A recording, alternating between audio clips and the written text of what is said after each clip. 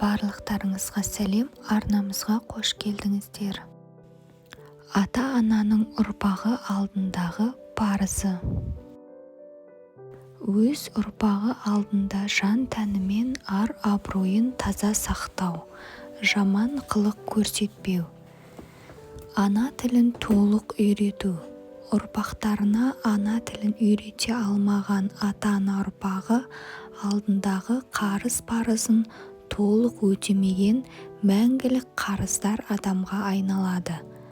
Баласының 4 мүшесін сау, ес ақылын дұрыс етіп есейту, ұрпақтарына аналық ақ сүтін адал да пәк етіп беру. Бала емізер кезде басына жаулық сала отырып, омырауын жуып, құрғақ таза дәкемен сүртіп барып емізу. Балаға ауру сырқау, дерт дербес жұқтырудан аулақ болу. Құқық мүддесін қорғау, өзгелердің қорлауына, зорлауына ұшыратпау, қам қайғысыз өмір сүруіне мүмкіндік жаратып беру.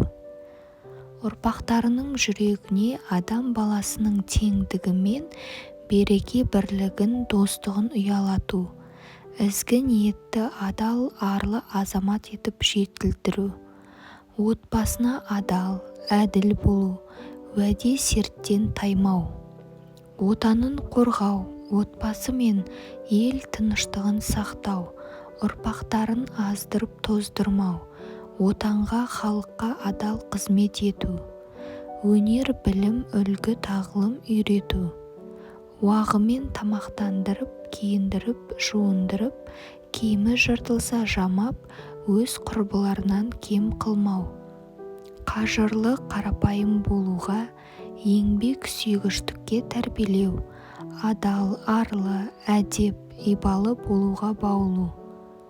Адамдармен қалай қарым-қатынас жасау, қалай сыйласу, қалай аман сәлем жасау, қалай сәлем беруді үйрету.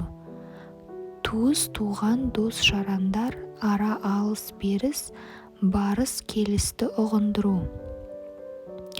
Ер-әйел, үлкен-кіші, бала-шаға арасындағы жол-жосын, әдеп-ибас салтын үйрету. Үлкен жиын-той, қаралы салттармен ас нәзірге қалай бару, жол-жосығын ұғындыру. От жағу, тамақ пісіру, шәй құю, төсек салу, үй жинау, қолға су құю, мал қайыру, ат байлау, қонақ күту дағдысын үйрету. Кісілік, кішілік дағдысын ұғындырып, ар-абыройын таза сақтау, әдепті, ибалы болу жолдарын үйрету. Оқытып, жақсы тәрбие беріп, есейгенде өз сүйгендерімен үйлендіру. Ата-ананы құрметтеуді, үлкендерді сыйлап, кішіні аялауды үйрету.